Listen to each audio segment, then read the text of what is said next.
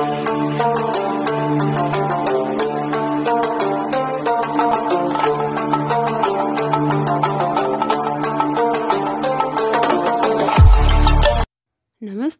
सबैजनालाई रूपा क्राफ्टमा हजुरहरूलाई स्वागत छ। आज मैले हजुरहरूको सामु लौका र आलुको तरकारीको रेसिपी लिएर आएकी छु। हजुरहरूलाई कस्तो लाग्छ कृपया कमेन्ट बक्समा कमेन्ट गर्न नबिर्सिनुहोला। लौका र आलुको तरकारी मैले बनाए जसरी नै बनाएर खानुहोला, एकदमै मिठो हुन्छ।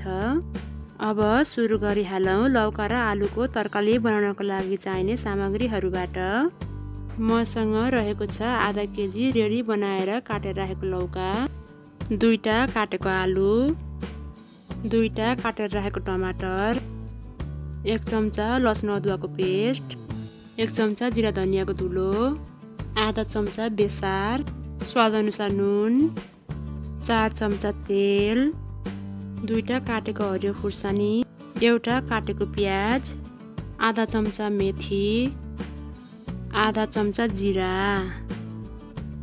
अब तरकारी बनाउनको लागि ग्यासमा एउटा भाँडो बसाल्ने र तेल राख्ने। तेललाई राम्रोसँग तात्न दिनुपर्छ। तेल तातिसकेपछि मेथी राख्ने। मेथी रातो रातो भएपछि जिरा पनि राखिदिने। जिरा राखिसकेपछि काटेर राखेको हरियो खुर्सानी र प्याजलाई पनि राख्ने। प्याज गोल्डन ब्राउन भइन्जेलसम्म चलाउनु पर्छ।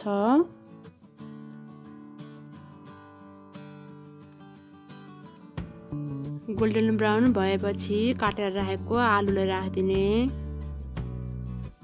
आलुलाई एकछिन राम्रोसँग चलाइदिनु पर्छ।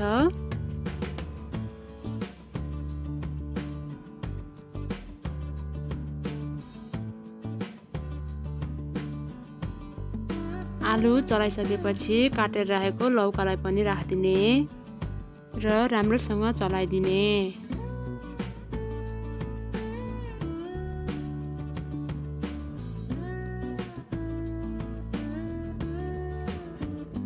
राम्रोसँग चलाएपछि 5 मिनेट जति छोपिदिने। 5 मिनेट छोपिसकेपछि यसलाई राम्रोसँग चलाइदिने।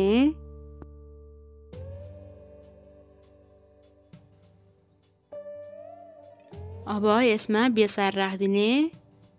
बेसार राखेपछि स्वादअनुसार नुन पनि राखिदिने र राम्रोसँग मोलिने गरेर चलाइदिने।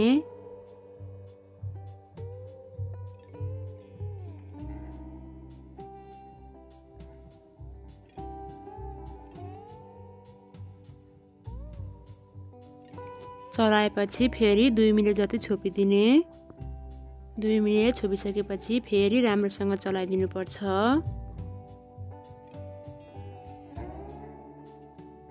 चलाएपछि यसमा लसुन अदुवाको पेस्टलाई राखिदिने र काटेर राखेको टमाटरलाई पनि राखिदिने।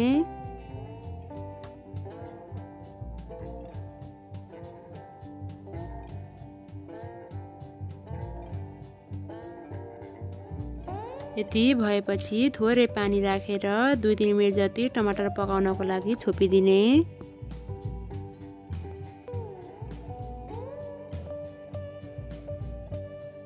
देख्न सक्नुहुन्छ टमाटर राम्रोसँग पाकिसकेको छ।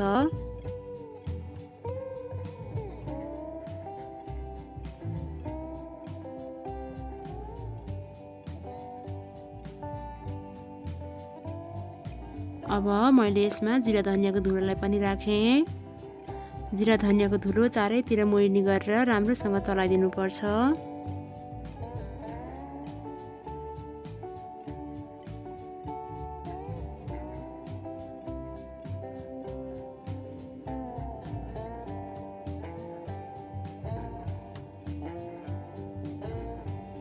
मैले अब यसलाई ग्रेभी बनाउनको लागि थोरै पानी राखेर राम्रोसँग चलाइदिन्छु।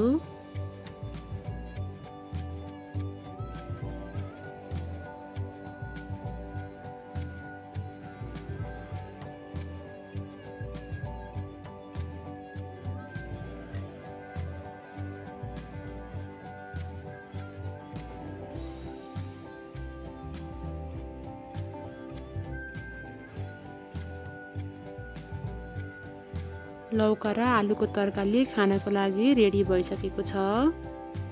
मैले ग्यास पनि निभाइसकेको छु। अब मैले लौका र आलुको तरकारीलाई एउटा भाँडोमा खनाएर राख्छु।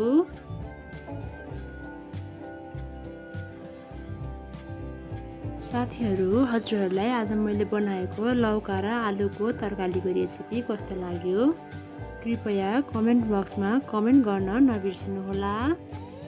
र मैले बनाएका रेसिपीहरू हजुरहरूलाई मनपर्छ भने प्लिज मेरो च्यानललाई लाइक, सेयर र सब्स्क्राइब पनि गर्न नबिर्सिनुहोला। Bye bye.